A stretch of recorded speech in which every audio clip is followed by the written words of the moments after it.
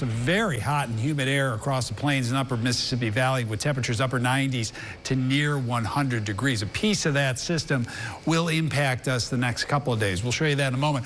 Our high today, we were close to 90, 87 the high, 62 the low. No precipitation in Syracuse at the airport, although like Sunday, there were a few scattered showers and storms across Onondaga County late this afternoon.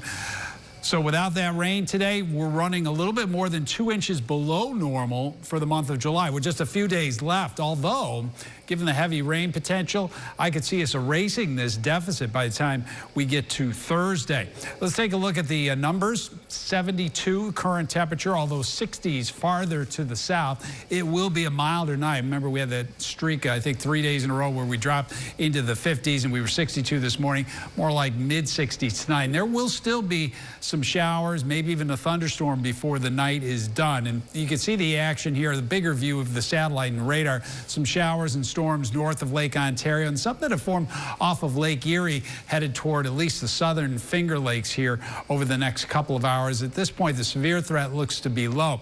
It's ahead of this area of low pressure that'll track south and then eventually northeast into central New York later tomorrow afternoon. And so, again, the timecast seems to be underdoing the chance for showers and storms later tonight. Doesn't really show much of anything. I think there should be at least some showers and storms that move in here probably just before sunrise, maybe a little bit after as well. Outside of that, some hazy sunshine. We're in the upper 60s to near 70. Fairly quiet during the morning.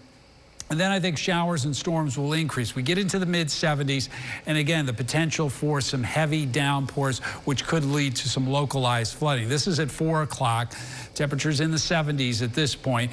By the time you get to the evening, we still have some showers and storms to contend with. Now, the system causing this, there's the area of low pressure just east of Binghamton, and that only slowly moves to the east Tuesday night and Wednesday. I think that will focus the heaviest of the rain on Wednesday into eastern New York, western New England, but the counterclockwise winds around this area of low pressure will probably put more showers back into central New York during the day Wednesday, especially during the afternoon. It's going to have plenty of moisture to work with. Dew points in the upper 60s tomorrow and Wednesday. And by the way, dew points stay up really for the rest of the week. How much rain?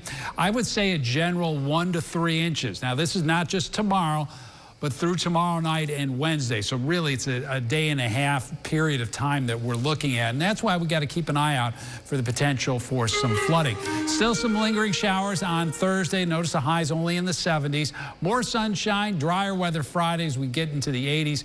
And sun and clouds, warm, 80s for both Saturday and Sunday. That's the highlight. Just a few scattered showers or thunderstorms. Download the WSYR Plus app on your TV to stream News Channel 9 for free. Just go to your smart TV, search WSYR Plus in the App Store, and download to start streaming today.